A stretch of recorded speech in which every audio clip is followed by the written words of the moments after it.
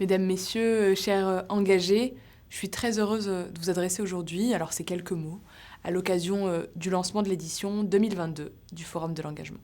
Vous le savez, le président de la République, ainsi que tous les membres du gouvernement, souhaitent construire une France plus forte, une société de l'engagement. Et ce n'est pas un hasard si ce quinquennat, pour la première fois, sous la Ve République, on voit le mot « engagement » figurer dans un portefeuille ministériel. Ce mot, ce terme, il n'est pas là par hasard. Il n'est pas là juste pour la photo comme parfois on l'imagine. C'est une réalité, c'est un projet et en réalité ce sont des dispositifs très concrets. Avec le service national universel par exemple, qui est un projet éminemment d'actualité et qui vise à faire partager à la jeunesse des principes, des valeurs et un idéal de la République. Avec le service civique, bien sûr, qui favorise en France l'émergence d'une jeunesse engagée, ouverte sur le monde et porteuse de changement social.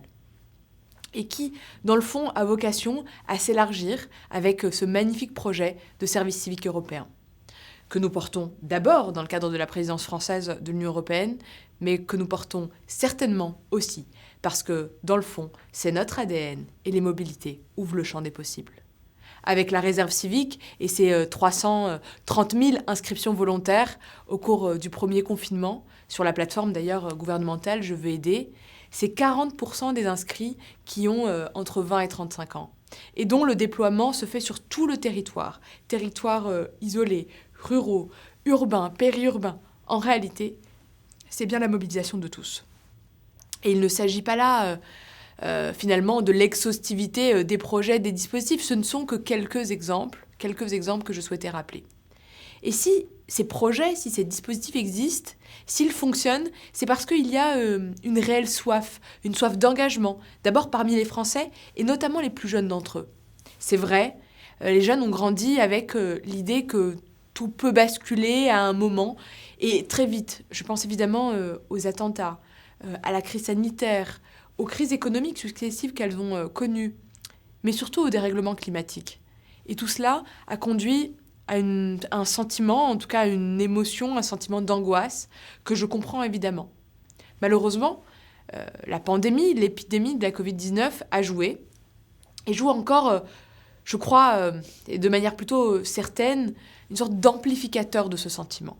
Pour y répondre, je crois qu'aujourd'hui, il est temps de restructurer nos modes de pensée. Il est temps, finalement, qu'il s'agisse de l'organisation du monde, de la construction européenne, de notre modèle social, économique ou environnemental. Nous devons apporter des solutions nouvelles, responsables, audacieuses. Ces responsabilités, nous les portons tous, dirigeants politiques, dirigeants d'entreprises, intellectuels, journalistes, mais aussi professeurs.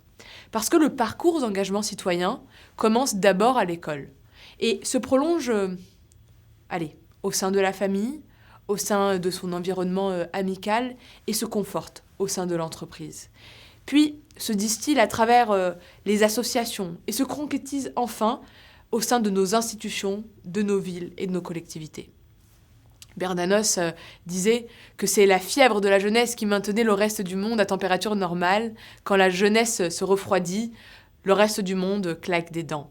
Eh bien, je pense que notre rôle aujourd'hui est de faire en sorte que la jeunesse maintienne cette fièvre, cette formidable envie d'aller de l'avant, de dépasser les attentes, de transformer le monde. Et c'est ce que vous faites aujourd'hui au sein du forum, et c'est ce que vous ferez à la fin de cette année avec le sommet de l'engagement. Pour tout cela, un seul mot me vient d'évidence, un énorme merci.